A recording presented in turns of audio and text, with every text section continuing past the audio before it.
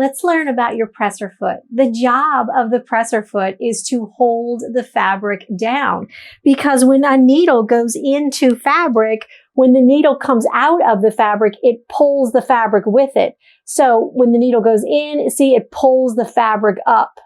So you can imagine going 1,000 stitches per minute and your fabric is flagging like crazy. So it's like you trying to sew, you're trying to drive on a moving road. So the fabric has to be held down. Well, every time before the stitch, the presser foot holds the fabric down. So we need to make sure that the presser foot is at the right height so that it's actually doing its job. So what I want you to do is learn your presser foot first before you actually adjust it for a job. Take your needle case all the way over so that you can get to the presser foot wheel. So I pressed this one and this one together, and that got my needle case all the way over. Now what you're going to do in your OS software is you're going to go to Tools, Maintenance, Head Timing, and say Bottom Center.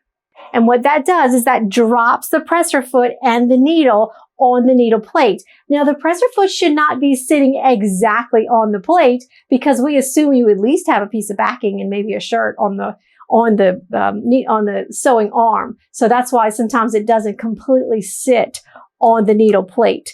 Now take the wheel and roll it up. Count if you want. 1, 2. I'm watching my presser foot go up. 3, 4, 5, 6, 7. So my presser foot is pretty high. It's way higher than it was a second ago. Now let's roll it back down. So roll it back down. Count if you want. 1, 2, 3, 4, 5, 6. Okay, now I'm pushing as hard as I can down to the ground and it won't go anymore. So that I know is at its lowest point. All right, so what you want to make sure is that whatever you're sewing, that your presser foot is actually sitting on your fabric and doing its job. If it happens to be too high, then the fabric will flag and that will not be a successful sew out. So what I'm going to do is I'm going to raise it now. So in that same exact window, you're going to say head up, and that's going to pull it up.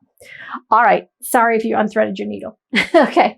This shirt is a little spongy. Okay. So it's a little bit thicker than, normal. So that's why I use this one, because maybe I want to raise the presser foot up just a little bit. So I have the product on. Now I'm going to go back and I'm going to go to Tools, Maintenance, Head Timing, Bottom Center. All right. So I can see that the presser foot is actually in the shirt. It's actually digging into it just a little bit. So I can roll it up maybe 1 click. Now, maybe you don't do a whole lot of items that are much thicker than others, so you'll forget that you have rolled it up. So I highly recommend, if it's not very common for you to roll your presser foot up, make yourself a note. Make yourself a note, because the presser foot has to do its job. Otherwise, things just don't sew out properly. So don't forget, if you raise it too high, to lower it for your next job. Okay, so if I'm happy with that, I can see that it's actually sitting on the fabric and it's going to do its job. I'm going to say head up. And so I know the presser foot is adjusted. And I can tell you that what I used to train my employees to do is when they press start, instead of walking away to do the next thing, stay there. Watch the first stitch. Make sure it went to the right color. Make sure you're doing the right logo.